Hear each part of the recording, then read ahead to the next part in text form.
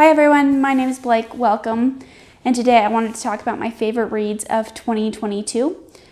And I did not have the best reading year in 2022, but these books were some of my favorites. And they just made the year for me. I only had one 5-star read, but I had 5 4.5-star reads. And I feel like I should say that these are in no particular order. I'll do the 4.5 stars first and the 5-star last.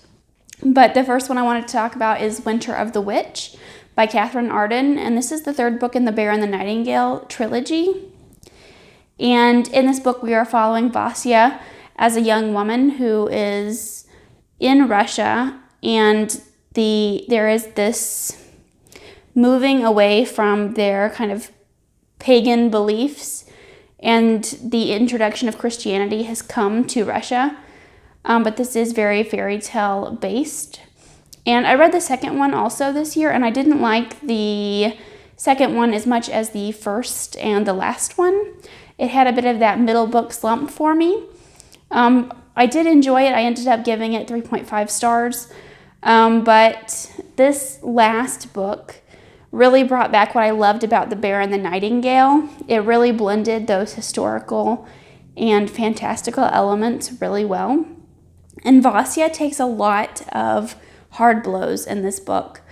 The amount of character growth and the amount of development in her character arc was really well done, I thought. And I loved seeing all of the characters kind of from the previous books coming back together in this book, and just seeing the amount of growth that Sebastien has. In this book, she is kind of struggling against her societal expectations as a woman, and she is trying to find her place in the world as someone who is disregarded for their beliefs. And I love that exploration of religion in this book, but I love religion in any book, whether it be based on realistic or fantastical. I just like the study of religion in most things anyway. Folklore elements works very vivid in this book. We have returned to very fairy tale-esque storytelling, very folklore heavy. There is a talking mushroom, guys, and I just adored it so much. And we are traveling a lot in this book, and I really enjoy traveling quest type stories anyway. And we are not only traveling in a realistic landscape, but we are also traveling in a fantastical one, which I don't want to give up too much, but I love the way that it was represented and kind of discussed throughout the story. I also really liked the antagonist in this book. Our villains are so well done, like you want to hate them because they're terrible people, and they are very realistic people, and I think that makes it incredibly easy to get the sense of who they are and to hate them. But the author still makes me feel sympathy for them, which is something that I didn't want, and I really loved the character arc of our main antagonist as well throughout the trilogy.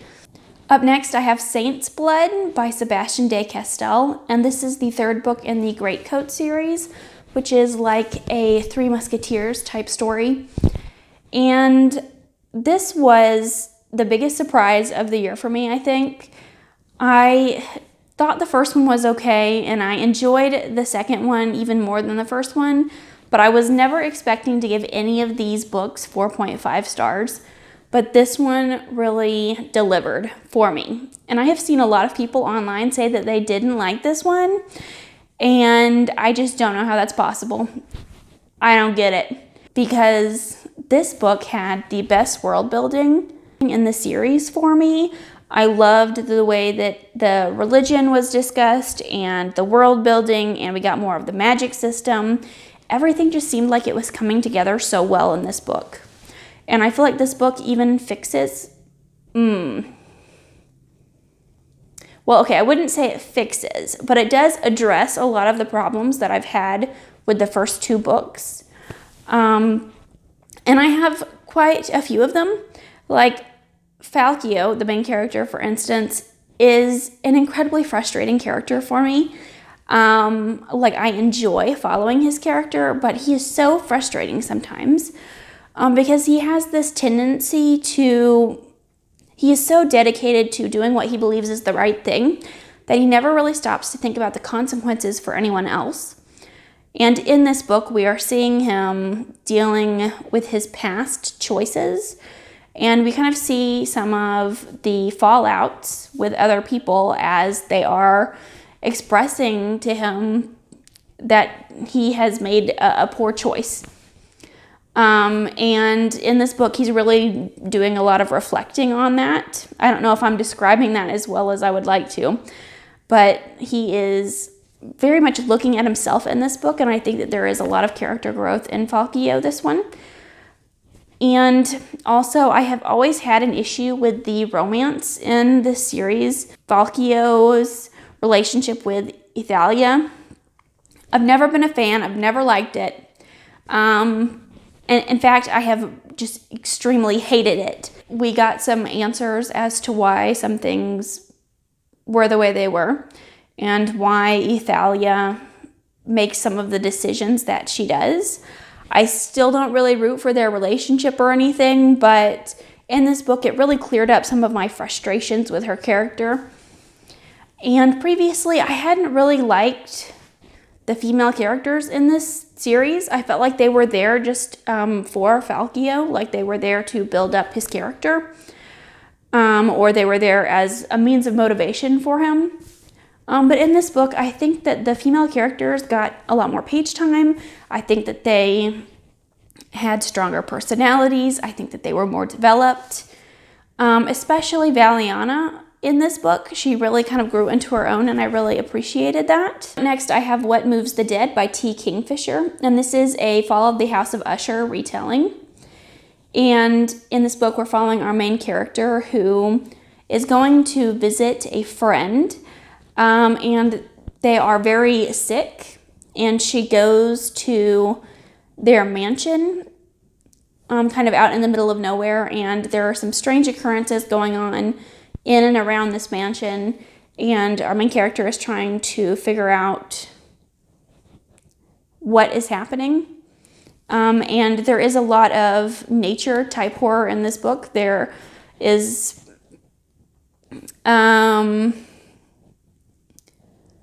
there are a lot of mushrooms, I will say. Some definite body horror, so if you're not a fan of that, I would probably avoid this one.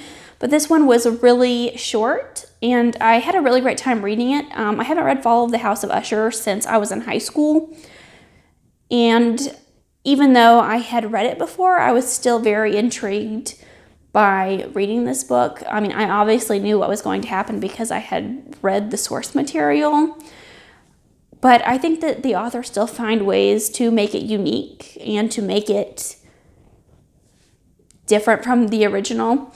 And I really preferred this one over the original work, especially in regards to the ending. So we do get a clear ending in this book, if that is something that you're worried about. My degree is in microbiology, and I previously worked in a lab as a microbiologist, and one of my specialties was mycology, or the studies of mushroom and fungus. And just any of these books that have been coming out with like the fungus and the mushrooms and all of that stuff is just right up my alley. So I feel like I definitely have a biased opinion when going into these books because I feel like I know I'm going to love them. And I do normally end up loving these mushroom nature type horror books.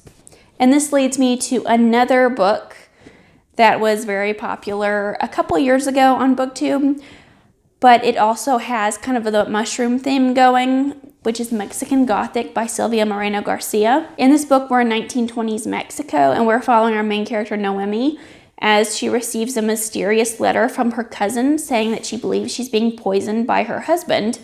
So Noemi goes out to their country estate to see what's wrong with her cousin Noemi. And this family tells her that her cousin has a mental illness.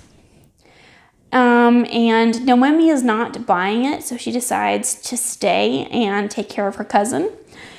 And then some strange and bizarre things start happening. Her cousin says very unusual things. This family is very strange and bizarre. The townspeople seem almost afraid of them. They have a very strange family history that they would like to keep hidden. This book was all kinds of messed up. It has like every trigger warning imaginable, so check into that if you want to read it. But I loved the mushroom elements again in this book. There are a lot of body horror elements in here as well. And I love the way that this was written in the writing style and in the atmosphere. And I really loved our main character, Noemi. She was very headstrong, and in the beginning of the book, we see her kind of in her regular life, and she is very much kind of a brat. She does what she wants to do, and she's only going to get her father's blessing. She is very self-motivated, very driven by her own agenda, and it was really nice seeing her progression and growth throughout the story. And even though we have Noemi as a main character, I wasn't reading the book for her. I feel like I was reading the book for this creepy mystery because it starts out really slow and we have minimal creep factor, and then over time it becomes distinctly more creepy, and I just wanted answers. I just wanted to know what was going on. Unlike What Moves the Dead, which is very similar in premise, this one is very much about the slow burn. It gets more creepy over time. Like, it starts off very slow and it keeps that slow pace throughout the entire book. But there are creepy things introduced over time, and it becomes gradually more creepy as you read. Whereas What Moves the Dead was very fast-paced, because it is shorter and we are bouncing from one scene to the next rather quickly. And this wasn't the case with this one. It was very much the opposite. And I loved the atmosphere, the setting. I loved the 1920s Mexico vibe. Sorry about the lighting. I had to take a bit of a break. My fish was ready. But for my fifth book, I have Empire of Silence by Christopher Ruocchio. And I don't know what to say about this book that hasn't already been said.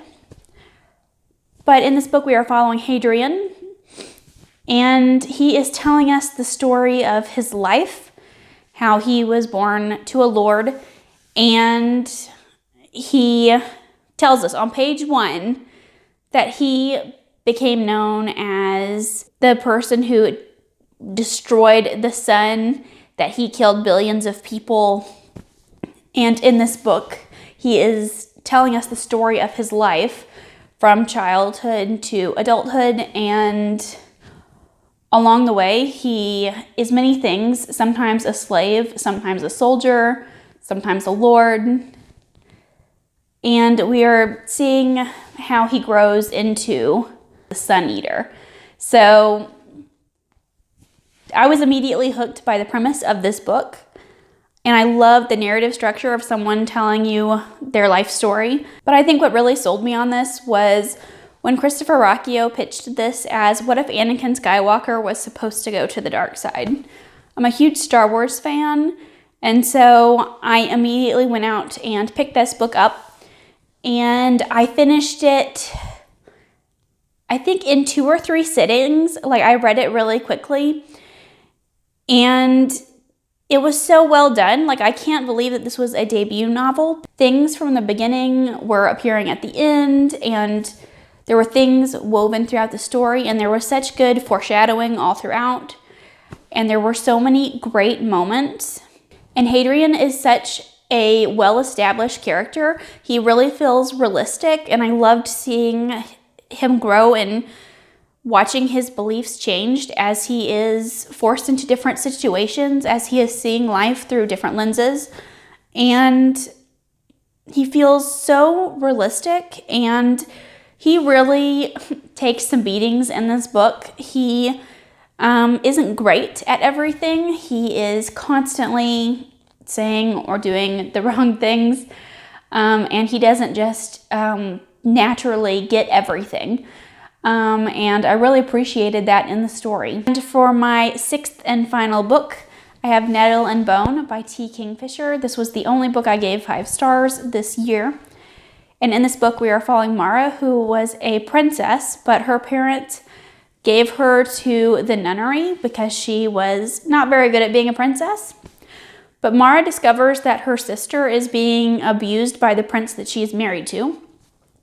And she goes out to save her sister and kill the prince. And along the way, she picks up some very unusual friends: a demonic chicken, a bone dog, a dust witch, a fairy godmother who is not very good at her job, and a failed knight. And they all team up with her to help her kill this prince. And this book is so nostalgic for me. Like, I just have so many fond feelings about this book because it feels very familiar. And my mom read me the Grimm's fairy tales when I was a kid, and it felt like that's what this book was. This book felt like a Grimm's fairy tale. And it was familiar, but it was also different enough to be unique. And I think that the author really did a great job taking some popular fairy tale tropes and kind of spinning them. And this world and these characters are so lovable. Even the characters that we met towards the end, I still really love. But interwoven through these dark and fairy tale elements, the author really put a lot of whimsy and humor in the story. And it seems weird to describe such a dark book being humorous at times, but it was woven in through there really well, and it felt so organic in the story, so natural. And those were my favorite reads of 2022. Thank you so much for watching, and I'll see you again with another video soon. Bye!